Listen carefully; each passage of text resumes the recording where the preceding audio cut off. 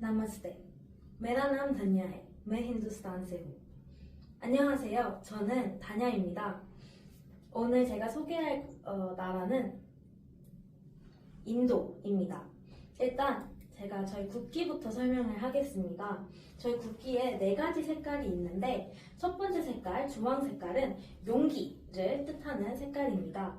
두 번째 색깔은 흰색인데요. 누가 봐도 순수하고 진실된 모습을 뜻합니다. 세 번째는 초록 색깔인데요. 초록 색깔은 믿음과 성장을 뜻하는 색깔이고요. 중앙에 이 조그만한 게 있죠. 이게 자세히 보면 24개의 바늘들로 이루어져 있어요. 그래서 24시간 동안 앞으로 열심히 움직이자, 성장하자 그런 의미를 가지고 있습니다. 인도는 세계 지도에서 여기쯤 위치해 있습니다. 가까이 가보면은 이렇게 생긴 나라입니다. 저는 여기 하이드라바드에서 왔고요. 이게 저희 수도입니다. 제가 간단하게 인도의 기본 정보를 조금 알려드리고 넘어가도록 하겠습니다. 일단 한국도 대한민국, 코리아 같은 다양한 이름을 가지고 있다시피 인도도 영어로는 인디아, 그리고 인도에서는 힌두스탄이라는 이름으로 알려져 있습니다. 힌두스탄은 힌두들이 사는 곳이라는 의미를 가지고 있고, 스탄은 누구누구가 사는 곳을 의미해요. 위에 파키스탄, 아프가니스탄, 그리고 카자흐스탄 이런 다양한 국가들이 있는데 이 모두 똑같은 의미를 가지고 있습니다.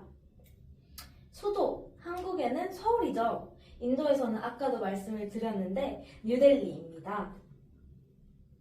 인구는 한국의 5천만 명으로 세계 29위인데 인도는 세계 1위 국으로 14억 명을 자랑하고 있습니다. 네, 면적은 한국은 이 정도만 헥타르로 세계 108위에 위치해 있고 인도는 세계 7위로 되게 땅이 넓은 나라입니다. 사실 이렇게 숫자로만 보면 땅이 얼마나 넓은지 좀 감이 안 잡힐 것 같아서 이렇게 알려드리도록 하겠습니다. 이게 인도 지도인데 위에는 히말라야 산맥으로 항상 눈에 덮여 있고 되게 추워요. 그래서 겨울 1월 날씨를 지금 가져와 봤는데 맨 위에 영하 5도 그리고 영하 18도로 되게 춥죠. 근데 밑에 남쪽에는 겨울인데도 25도예요. 이게 같은 날에 기록된 온도인데 위에 북쪽에랑 밑에 남쪽에 되게 온도 차이가 심한 게 보이실 거예요. 겨울에 25도인 게 상상이 가나요? 네.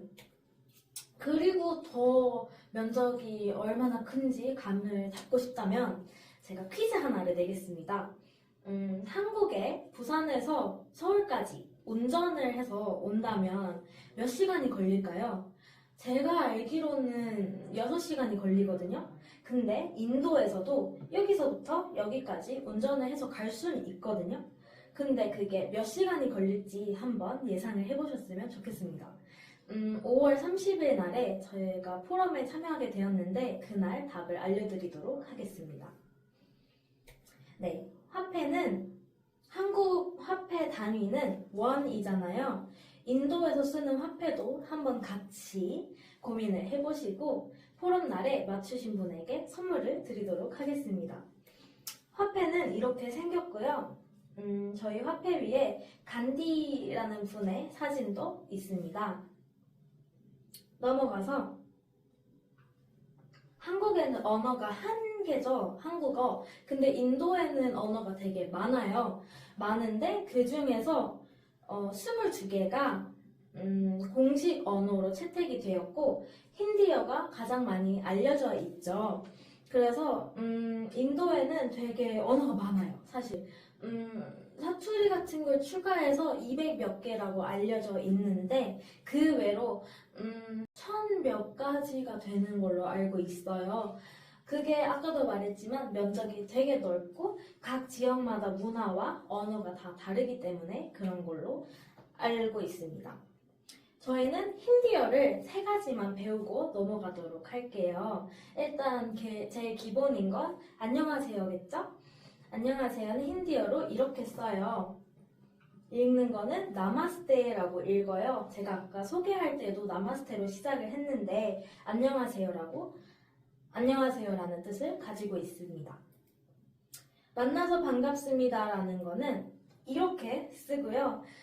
읽는 거는 आप लोगों से मिलकर अच्छा लगा 라고 읽어요. 한번 따라 해볼까요? आप लोगों से मिलकर अच्छा लगा. 되게 길죠? 네. 세 번째는 감사합니다. 힌디어로는 이렇게 쓰고요. 읽는 방법도 포럼에서 알려드리겠습니다.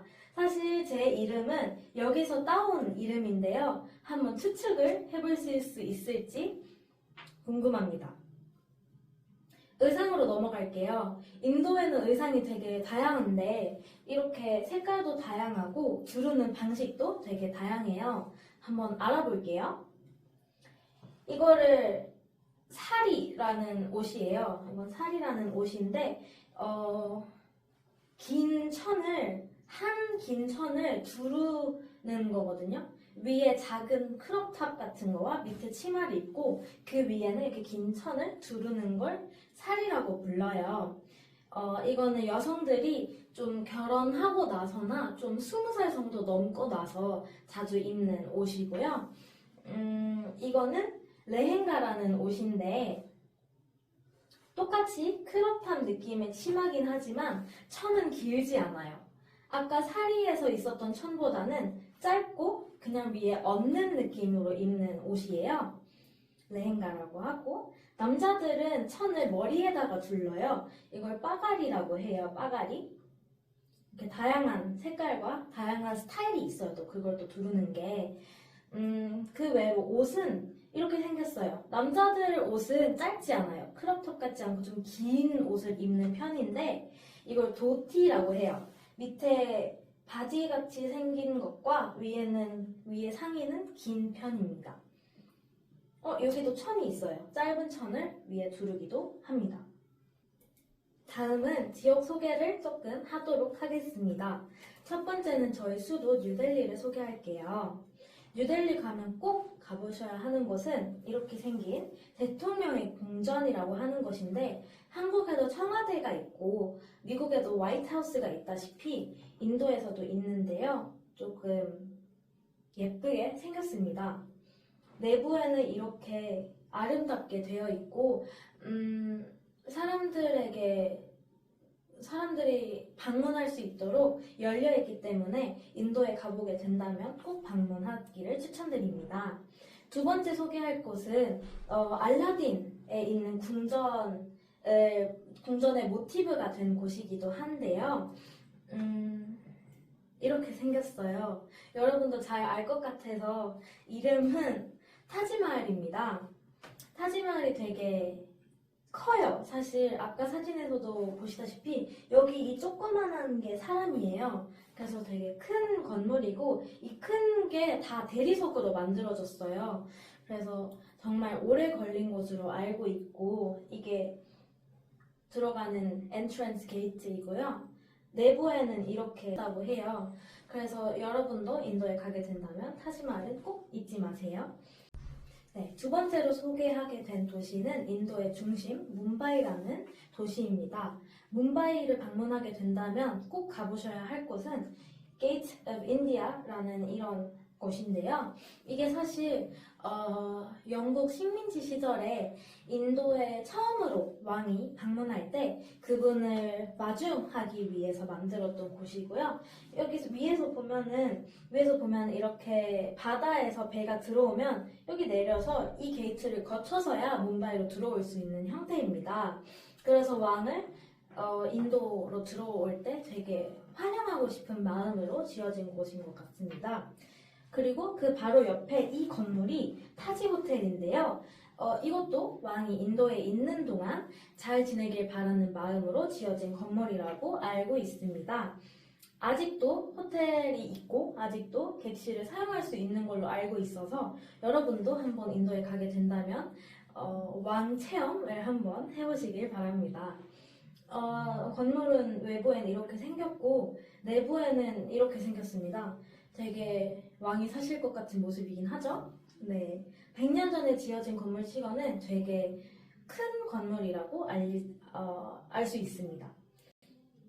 그리고 지금 도시를 넘어와서 좀 더 자연적인 모습을 본다면 인도에서는 세계에서 가장 큰 산이 있는 산맥이 있습니다. 마운트 에버레스트가 있는 산맥인데요. 그 히말라야 산맥이라고 하고 여기도 사람들이 살아요. 이렇게. 근데 이게 되게 아름다운 색깔들로 집을 지으셔가지고 놀러 간다면 되게 좋은 사진 스팟이 될 수 있을 것 같습니다. 그리고 조금 더 내려와서 인도에서는 사막도 있어요. 이거를 라지스탄 사막이라고 하는데 여기서는 온도가 50도 가까이 될 정도로 되게 더운 곳이고 이거를 골든 시티라고도 해요. 햇빛이 쨍쨍한 날에는 이 곳이 되게 금처럼 빛난다는 의미로 이걸 골든 시티라고 하기도 하는데 요즘은 인도의 라지스탄 지역 외에서도 폭염 때문에 전 지역에 50도 가까이 되는 거를 볼 수 있어요. 원래는 여기쯤이 라지스탄 지역인데 여기가 히말라야 산맥이고 여기는 항상 눈에 덮인 산을 볼 수 있었고 이쪽에는 되게 더운 사막을 볼 수가 있었는데 지금 보시면 전 지역에 50도가 넘는 폭염이 이어지고 있어요. 심지어 봄인데도. 그래서 큰 문제로 생각을 하고 있고 되게 사망자도 폭염으로 인한 사망자도 발생하고 있습니다. 그래서 사막이 아닌 지역에서도 땅이 이렇게 메말라 있고 물 때문에 멀리 가야 하는 사람들이 생기고 있어요. 그래서 저희 총리 나렌드라 모디 분께서 COP16에서도 그거를 해결하기 위해서 탄소 중립을 달성하겠다, 2070년도까지 달성을 하겠다라고 발표를 했었어요. 그래서 요즘은 재생 가능한 에너지를 생성하고 뭐 전기차도 도입하고 또 에탄올 혼합 연료도 사용하고 그래서 대체 에너지원으로서 녹색 수소 등을 빠르게 도입을 하고 있는 상황이기는 하지만 탄소 배출량을 줄이기 위해 화력보다 태양열 에너지 또는 풍력 에너지를 사용하려고 하고 있습니다. 그래서 그러려고 13조 달러를 투자했다는 소식도 들려왔습니다. 다음으로는 인도 음식에 대해서 알아보겠습니다. 여러분, 인도 음식이라고 하면 생각나는 게 무엇인가요? 저는 아마 여러분이 커리라고 하지 않을까 예상을 해봅니다. 그래서 인도 커리 사진을 가져와 봤는데 한국이랑 일본과는 다르게 인도에서 커리는 반찬 같은 개념이에요. 이렇게 보시면은 여기 작은 동그라미들이 있죠. 그게 다 커리예요. 그래서 다 색깔도 다양하고 식감도 다양하고 맛도 다양하지만 결국은 로띠라는 이 빵이랑 같이 찍어서 먹는 형식으로 먹습니다. 여러분 인도 음식점에 가면은 난이라는 것을 먹어본 적이 있을 것 같은데 그것도 로띠랑 같은 개념입니다. 이렇게 보셔도 다양한 색깔이 있고 흰색도 있고 초록색도 있고 다양하잖아요. 이게 다 커리이고 원래는 다양하게 같이 먹는 게 맞습니다. 그리고 북쪽에서는 아까 말했다시피 로띠 또는 빵이랑 같이 먹는다면 남쪽에서는 이렇게 똑같이 다양한 커리를 밥이랑 같이 먹는 게 문화입니다. 그리고 여러분 좀 이상한 게 있지 않아요?